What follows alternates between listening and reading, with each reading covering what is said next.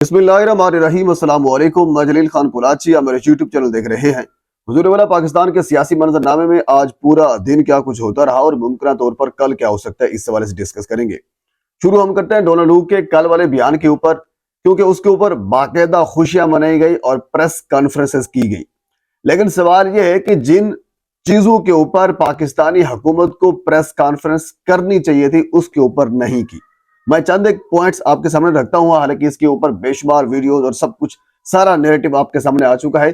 सिर्फ चंद एक पॉइंट्स मैं आपके सामने रखता हूं। सिर्फ वजह क्या है कि जो प्रेस कॉन्फ्रेंस हुकूमत वक्त की जानिब से की गई है वो नहीं, बल्कि ये प्रेस कॉन्फ्रेंस करनी चाहिए थी जो आपके सामने मैं रख रहा हूं।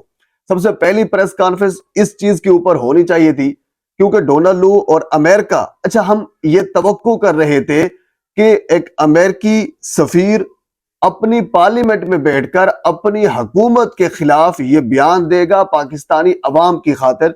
ऐसा हरगिज नहीं होने वाला था और ना ही ऐसा होना है। उन्होंने ऐसा ही बयान देना था साइफर वाले मामले के ऊपर, उसके ऊपर हम डिस्कस ही नहीं करते। हमें तवक्को ही यही थी कि उन्होंने बयान ऐसा ही देना था। आज इमरान खान ने खुद यही कहा है, उन्होंने कहा कि बिल्कुल उन्होंने झूठ बोला है। अच्छा बहरहाल उन्होंने ये कहा है कि इस वक्त चाइना पाकिस्तान को कर्जों के जाल में फंसा रहा है, यानी दूसरे लफ्जों में उन्होंने ये कहा है कि चाइना को पाकिस्तान से अलग होना चाहिए। और इस वक्त सबसे बड़ी जो मरोड़ है यूरोप में पाकिस्तान और चाइना के हवाले से, वो सी पैक है। यानी पाकिस्तान चाइना से अलग हो जाए, सी पैक को खत्म करे, वगैरह वगैरह, ये सारी चीजें दबे अल्फाज में उन्होंने कही है। इसके ऊपर पाकिस्तानी हुकूमत को अता को प्रेस कॉन्फ्रेंस करनी चाहिए थी कि नहीं, चाइना हमारा एक बाएतमाद वफादार साथी है और बरसों से हमारा उनके साथ एक अच्छा ताल्लुक है, हम उनसे अलग नहीं हो सकते। अच्छा, दूसरी चीज, इस चीज के ऊपर प्रेस कॉन्फ्रेंस करनी चाहिए थी। उन्होंने कहा कि ईरान हमारी रेड लाइन है।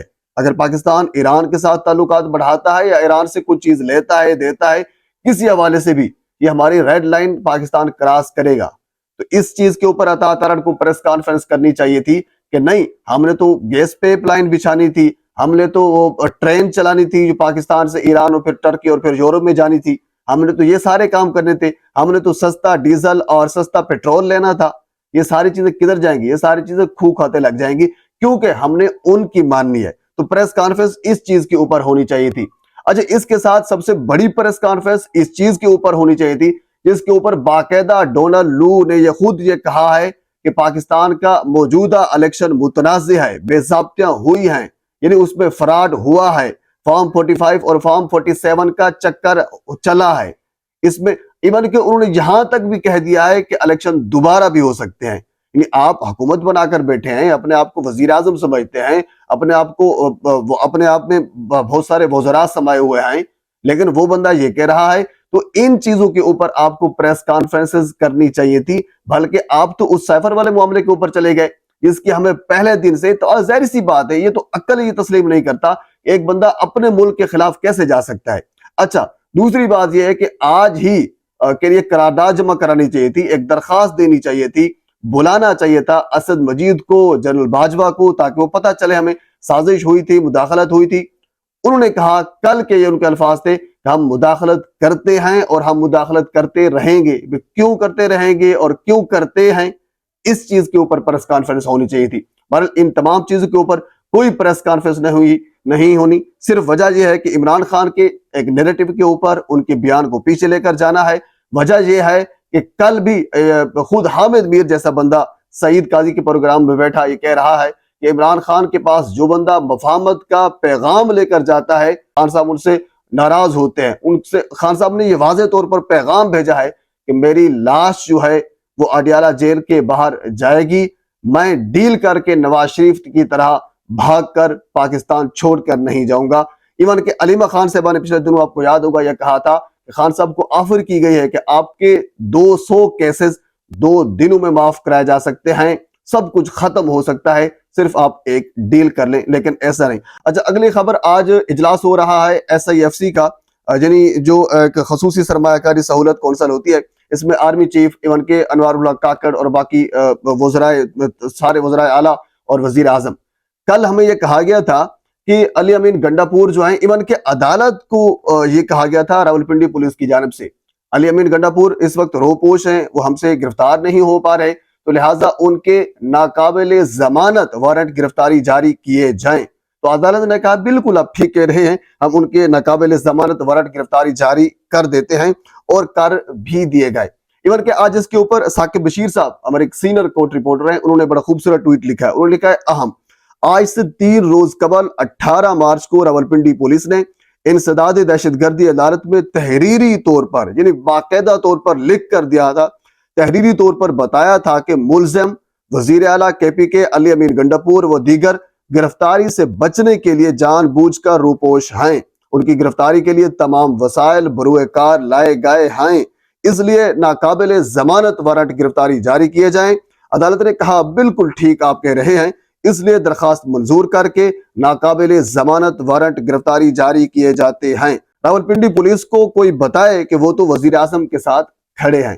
آج چاروں وزرائے اعلیٰ ساتھ موجود تھے اور علی امین گنڈاپور نے سرپرائز انٹری دی ہے، اور ایک سائٹ پر جب یعنی ناقابل ضمانت وارنٹ گرفتاری جاری ہوئے، اس کے بعد پھر علی امین گنڈاپور نے ایک پریس کانفرنس بھی کی، جس میں واضح طور پر انہوں نے للکارا ہے آئینی طریقے سے، قانونی طریقے سے، یعنی جس طرح اختیارات پنجاب حکومت کے پاس ہیں، محکمہ داخلہ پنجاب کے پاس ہیں، اسی طرح کے سارے اختیارات پشاور ہائی کورٹ کے پاس بھی موجود ہیں، کے پی کے کی حکومت کے پاس بھی وہ تمام تر اختیارات موجود ہیں۔ یعنی جس طرح کہ یہ نوٹسز یہ بھیج سکتے ہیں، ویسے نوٹسز وہ بھی ان کو بھیج سکتے ہیں۔ اب ان ظاہر سی بات ہے، یہ سارے معاملات کم از کم ان کو یہ سنبھالنے پڑیں گے۔ اب اس کے اوپر علی امین گنڈاپور نے واضح طور پر للکارا ہے اور یہ کہا ہے کہ اگر آپ میں جرأت ہے، ہمت ہے، نواز شریف صاحب میں، مریم نواز میں، یا کسی میں، یعنی جو بھی بندہ اس وقت علی امین گنڈاپور کو گرفتار کرنا چاہتا ہے تو آئے، ہم ویلکم کرتے ہیں، ہمیں گرفتار کرو۔ یہ ان کے الفاظ تھے، اور سوال ہی پیدا نہیں ہوتا کہ یہ یہاں سے کے پی کے میں چلے جائیں، ایک منتخب وزیر اعلیٰ کو گرفتار کریں، لگ پتہ جائے گا۔ کل ان کے یہ واضح طور پر موقف تھا، یعنی بڑا دبنگ قسم کا انہوں نے ایک بیان دیا ہے، چیلنج کیا ہے، آئے ہاں آپ ہمیں گرفتار کریں۔ عدالت کے ناقابل ضمانت وارنٹ گرفتاری جاری کرنے کے باوجود آج وہ وزیر اعظم کے ساتھ کھڑے تھے، ظاہر سی بات ہے گرفتار کر لیتے تاکہ پتہ چل جاتا۔ بل اس قسم کی بونگیاں جو ہے وہ حکومت پنجاب خصوصاً مارتی رہتی ہے، اور یہ مارتی بھی رہے گی۔ اچھا، اس کے ساتھ اگلی خبر یہ ہے کہ صنم جاوید سیوا کے حوالے سے وہی جس طرح میری فیض حمید صاحب کے بھائی کے ساتھ ہوا تھا کہ وہ گرفتار ہوئے، پھر وہ یعنی روپوش ہو کر چلے گئے، پھر گرفتار ہوئے، پھر ان کو کہہ لیجیے کہ چھوڑ دیا گیا، اس قسم کا ایک مسئلہ چل رہا تھا۔ تو صنم جاوید کے ساتھ بھی یہی چل رہا ہے، ان کے کاغذات مسترد ہوتے ہیں، پھر منظور ہو جاتے ہیں، پھر مسترد ہوتے ہیں، پھر منظور ہو جاتے ہیں۔ آج پھر ایک مرتبہ ان کے کاغذات مسترد کر دیے گئے، اور اس کے ساتھ پھر لاہور ہائی کورٹ کے جو ٹریبیونل میں جانے کا فیصلہ کیا ہے، اس کے بعد پھر ظاہر سی بات سپریم کورٹ سے بلاخر ان کو ریلیف ملے گا، جہاں تک میری رائے ہے۔ بہرحال پاکستان کے سیاسی معاملات میں اور بہت سی چیزیں ہیں، اگلی ویڈیو میں آپ کے ساتھ میں ضرور شیئر کروں گا۔ ایک مرتبہ آپ سے گزارش ہے میرے چینل کو سبسکرائب کر دیں تاکہ آنے والی ہر انفارمیٹیو ویڈیو آپ تک پہنچ سکے۔ اللہ حافظ۔